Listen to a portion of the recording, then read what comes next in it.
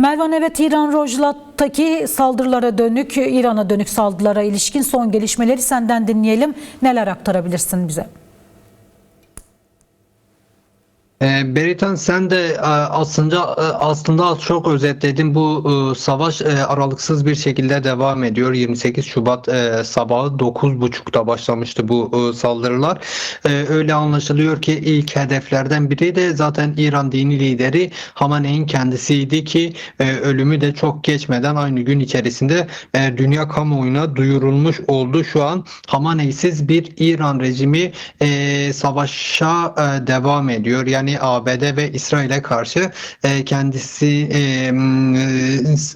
saldırılarını sürdürüyor. Yani evet, özetlediğimiz şekilde aslında savaş İran sınırlarını çoktan aştı, Beritan. Şu an Hamenei'siz bir İran rejimi ayakta durmaya devam ediyor. Ayakta kalmaya çabasını sürdürüyor diyelim. Bu anlamıyla karşı saldırını gerçekleştiriyor. Nasıl ki daha önce İran'a savaş başlatmadan önce İsrail ve ABD İran sınırları dışında İran'ın ortakları veya vekil güçleri olarak tanımladığı bütün güçleri hedef alıp bombaladıysa, İran'da sıranın kendisine gelmesiyle birlikte Körfez'de bulunan neredeyse tüm ABD üslerine yönelik tüm ülkelerde saldırılar gerçekleştirdi. Yani füze saldırılarıyla, drone saldırılarıyla bu üslerin tümünü neredeyse hedef aldı. Dolayısıyla savaş İran sınırlarını aşarak çok geniş bir coğrafyaya yayılmış durumda. Etkileri hala devam ediyor. İran rejiminin ne zaman yıkılacağı, yıkılıp yıkılmayacağı bu anlamıyla hala belirsizliğini koruyor. Uluslararası güçlerin bu anlamda nasıl bir projelerinin ya da programlarının olduğu biraz daha Trump'ın bugünkü konuşmasında açığa çıkmaya başladı. Yaklaşık 4 ila 5 hafta arasında operasyonlarının süreceğine dikkat çekiyor. Bu da önümüzdeki günlerde de bu savaşın devam edeceğine işaret ediyor. Yanı sıra Beritan, aslında hem İsrail hem de ABD'li yetkililer ordu düzeyinde veya politikacılarından gelen açıklamalar halkın rejim güçlerine karşı sokağa çıkmaları teşvik ediliyor. Yani aslında dışarıdan İran'a müdahale edilirken içeriden de İran rejimine karşı yıkımı tam anlamıyla noktalayacak bir girişimin gelişmesini bekliyorlar. Henüz bu yönde İran'da bir halk ayaklanması olarak tanımlayacağımız bir girişim de gelişmiş değil. Evet. İran tüm gün boyunca bombalanmaya devam etti. Özellikle devrim muhafızları ordusunun birçok karargahının bombalandığını biliyoruz. Özellikle Rojava'daki İran ordusu güçlerinin bugün çok büyük saldırılarla, peş peşe saldırılarla hedef alındığına tanıklık ettik. Sine'de, Mahabat'ta ve benzeri birçok Rojava kentinde bombardımanlar vardı. Yansıması dediğimiz gibi İran sınırlarını aşıyor. Güney Kürdistan'da da çok ciddi bir şekilde hissediliyor. İran rejim güçleri dün bazı Kürt güçlerini hedef aldı. Komele güçlerini, KDP İran güçlerini hedef aldı. Yine PAK güçlerini hedef aldı Beritan.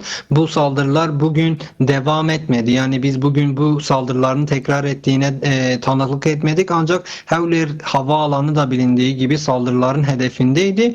Fakat doğrudan İran'ın kendisinin kabul ettiği, üstlendiği bir saldırı değildi. Füzeli saldırı değildi. Bunlar daha çok Irak toprakları sınırları içerisinde dronlarla gerçekleştirilen saldırılar ve daha çok ABD konsolosluğu ile Hewler'de bulunan bir havaalanını hedef alıyor. Bu yönde de Peşmerge Bakanlığı'nın yapmış olduğu bir açıklama vardı ve bu saldırıların durdurulması için Irak hükümetine de bir çağrı vardı Beritan.